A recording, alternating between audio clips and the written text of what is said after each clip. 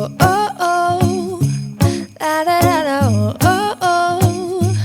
La da da da, oh, oh, oh. La da da da. Making our Christmas memories.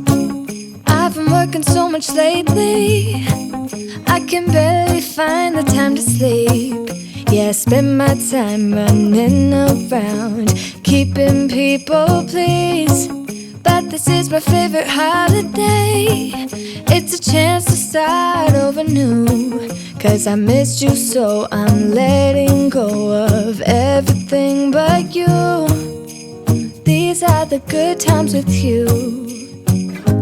Baby, this year it's just gonna be you and me. Hang by the fire. Today is Christmas tree day. We put up our Christmas tree, as you can see behind us, and I'm going to show you some of the things that make it super special and then do like a final reveal. I also want to talk about the book that I finished, which is The Christmas Tree Farm.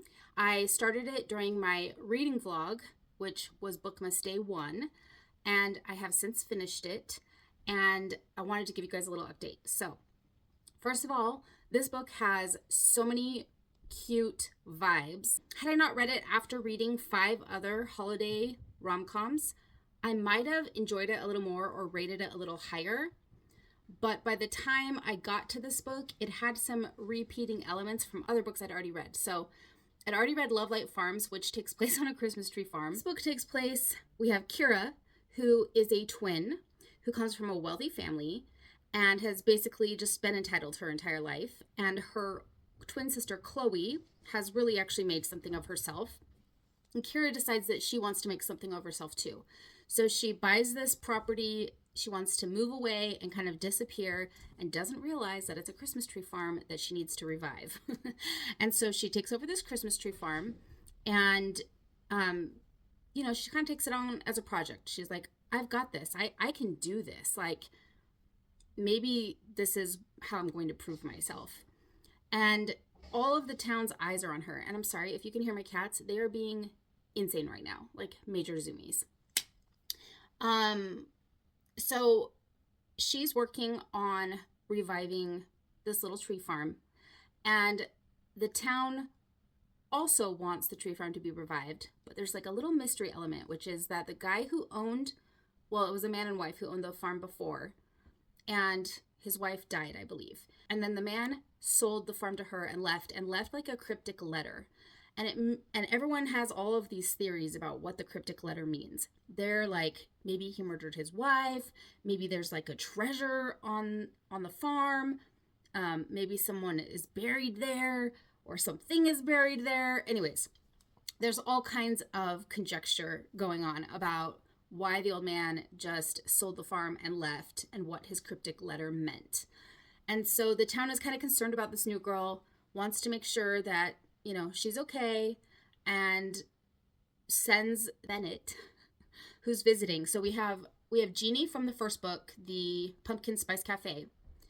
Her brother is Bennett, and he's home visiting, and he has dogs. He loves his dogs. He ends up going for a walk, ends up on the Christmas tree farm on accident, runs into her.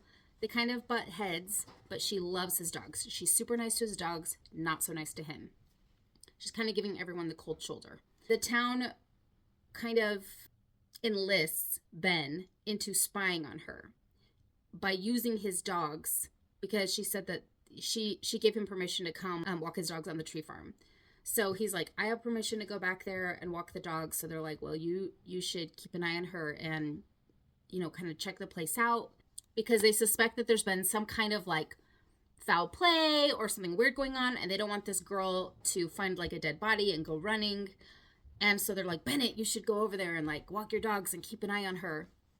And so, of course, over time, a romance develops. But it's a little bit of, not quite like enemies to lovers, but there's definitely like, they don't get along right off the bat. Because Kira doesn't want to date. She's not there to fall in love. She's not there to meet someone. She's there to prove herself to her family and to everyone else that she doesn't need to be this spoiled little rich girl, and that she can be different and she can make something of her life. But she loves dogs. So she is got this major soft spot for Bennett's dogs, which is always his way in. But, she's very avoidant with Ben, even though there's definitely some chemistry there. So, you know, the romance builds. There's also little like breadcrumbs about the mystery, about what happened to the guy who owned the farm before, why he left, what his letter was all about. And so it's a really fun, like cozy rom-com mystery, Christmas mystery book. And I enjoyed it. I enjoyed it a lot. I liked it as much as I liked the Pumpkin Spice Cafe. Neither of them blew me out of the water, but I enjoyed both of them. So I think I ended up rating it 3.5 stars, which for me, 3.5 stars is good. Like 3 or higher is a good book. 4 is like, wow, that was really good. And 5 is like, you know, the 5-star feeling. So 3.5 is a really good book. I recommend it. If you want a Hallmarky book that takes place on a Christmas tree farm, you want all the vibes. It's a little bit of enemies to lovers.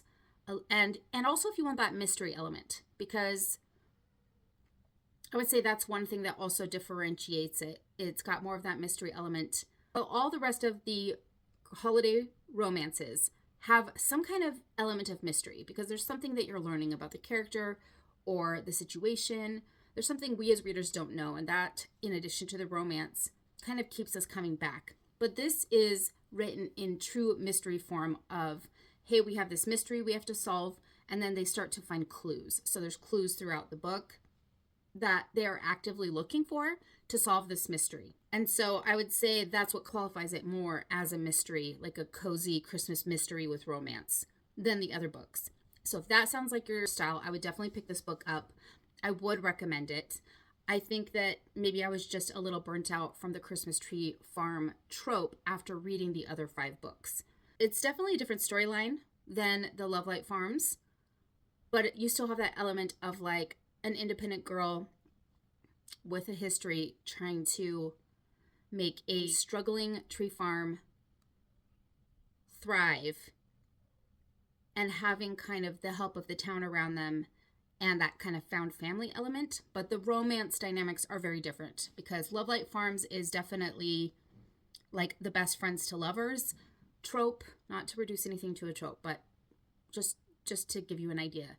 And the Christmas Tree Farm is more enemies to lovers, though I wouldn't say they're enemies to lovers. It's just more like that resistance, like resistant of falling in love. Like neither of them want to fall in love with anyone right now. Also an element of forced proximity in the Christmas Tree Farm. Oh, that was the other thing. So element of forced proximity, which I won't give away, but it's very similar to another scenario that happens in the other book. So there was just too many repeated things happening in that book, and it didn't feel very original. The Hallmark stories, they can only go so many ways, right? I think that I maybe just was getting burnt out, although I've continued to read Hallmarky books, and I'm enjoying them. So I've actually read 2 more holiday romances since, which I'll talk about in my other bookmas vlogs. But today I will wrap it up here with the reading, and you should stay tuned. Make sure you subscribe and stick around if you want to hear my thoughts on all the other books I'm reading this month. If you haven't already checked out my bookmas Day 1 vlog, that is a reading vlog for an entire week of me reading Christmas romances. So today, my kids helped me put up the tree, and I just put on the finishing touches, and then I'm going to be decorating my entryway table over here, which I love Christmas trees. I've been collecting them for a long time, and so I kind of set up like a Christmas tree, my own Christmas tree farm. And so I'm going to do that. We're going to decorate that table. Now, the special elements of my tree, it is themed. If you've watched any of my other videos, you'll know that I've been excited to share my tree with you. My brother passed away a little before Christmas last year, and I've been looking for ways to honor him that felt good to me. And I have always loved the story of The Little Prince, but since my brother passed, it has meant even more to me. There's just a lot of themes in the story that I can relate to, and The Little Prince reminds me of my brother and all of the lessons that he taught. And so that being said, I decided this year that I wanted to do a theme on my Christmas tree of The Little Prince, and it worked out nicely because last year I had a theme of stars, because stars also remind me of my brother, which it all ties into The Little Prince. So I just added a few more elements, some feature elements. I have a crown to represent the prince.